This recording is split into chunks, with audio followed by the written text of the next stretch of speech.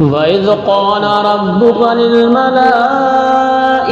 إني جاعل في الأرض خليفة قالوا وتجعل فيها من يفسد فيها ويسفك الدماء ونحن نسبح بحمدك ونقدس لك قال إني أعلم ما لا تعلمون وعلم آدم الأسماء كلها ثم عرضهم على الملائكة فقال أنبئوني بأسماء هؤلاء إن كنتم صادقين قالوا سبحانك لا علم لنا إلا ما علمتنا إنك أنت العليم الحكيم قال يا آدم أنبئهم بأسمائهم فلما أنبأهم بأسمائهم قال ألم أقل لكم إني أعلم غيب السماوات والأرض وأعلم ما تبدون وما كنتم تكتمون وإذ قلنا للملائكة اسجدوا لآدم فسجدوا إلا إبليس أبى واستكبر وكان من الكافرين وقلنا يا آدم اسكن أنت وزوجك الجنة وكلا منها رغدا حيث شئتما ولا تقربا هذه الشجرة فتكونا من الظالمين فأزلهما الشيطان عنها فأخرجهما مما كانا فيه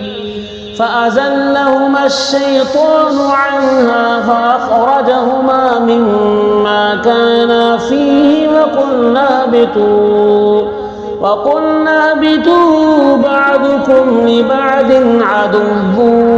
ولكم في الأرض مستقر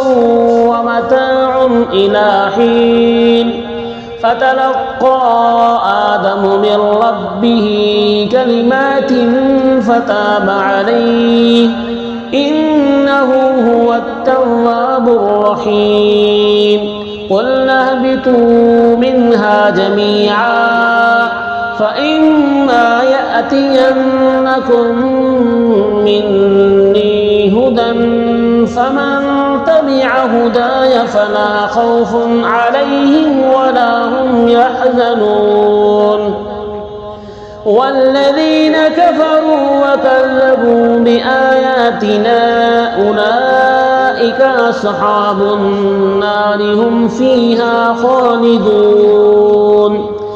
يا بني إسرائيل اذكروا نعمتي التي أنعمت عليكم وأوفوا بعهدي أوف بعهدكم وإياي فارهبون وآمنوا بما أنزلت مصدقا لما معكم ولا تكونوا أول كافر به ولا تشتروا بآياتي ثمنا قليلا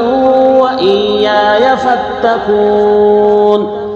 ولا تلبسوا الحق بالباطل وتكتموا الحق وأنتم تعلمون وأقيموا الصلاة وآتوا الزكاة واركعوا مع الراكعين أتأمرون الناس بالبر وتنسون أنفسكم وأنتم تتلون الكتاب أفلا تعقلون واستعينوا بالصبر والصلاة وإنها لكبيرة إلا على الخاشعين الذين يظنون أنهم ملاقو ربهم